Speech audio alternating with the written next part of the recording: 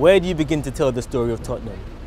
After the reports have been written and politicians have taken their party lines, the story that matters most and the response that counts are those belonging to the communities. Even the young people invested in terms of when they were involved in the bidding, raising the finances. Berkeley runs a voluntary youth programme off Tottenham High Road. Prior to that, he worked in Haringey Youth Services for over 30 years and led the council's flagship youth centre on Bruce Grove.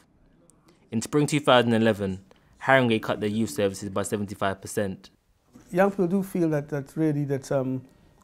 they're just being used as well, because everybody wants them to a meeting, one day their views, this, that. Yeah, let's go and talk to young people, but they're not being heard. And everybody came out from the media to speak to anybody they could, and spoke to them twice, 100 times, and really was getting on their nerves. And even to extent where young people decided not to go to, I know young people, weren't going to go to the meetings. How long can you do this project voluntarily?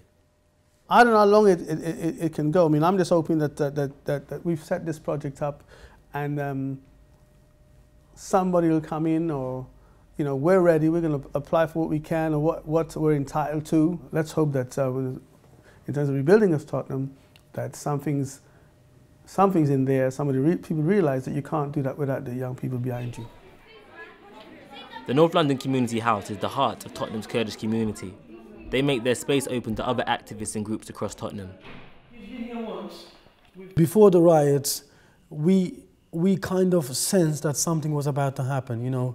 One of the main reasons we've kind of sensed that is because where the country was going, especially when it comes to young people, you know.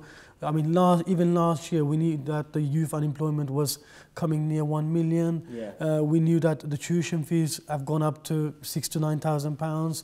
We knew that there was the abolition of EMA, and we knew that with the local councils, there was a massive attack on youth services. For example, Haringey cut 75% of its youth services, and they've actually closed 8 youth centres in Haringey.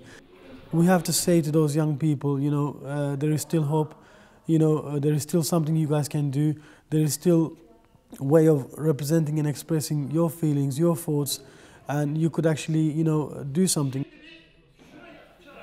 The Citizens' Inquiry attempts to unite the different groups across Tottenham. The group is a commission of local people from Tottenham's churches, mosques, schools and youth groups, and have put together a robust action plan that attempts to create 1,000 jobs and 100 grassroots leaders. Many of the things which we found to be at the back of or which gave meaning to the riots was the fact that people did not have any sense of pride in their environment, in the conditions in which we're on the ground. So one of the biggest recommendations to citizens of civil society in the report is the idea of a Citizens Tottenham 100.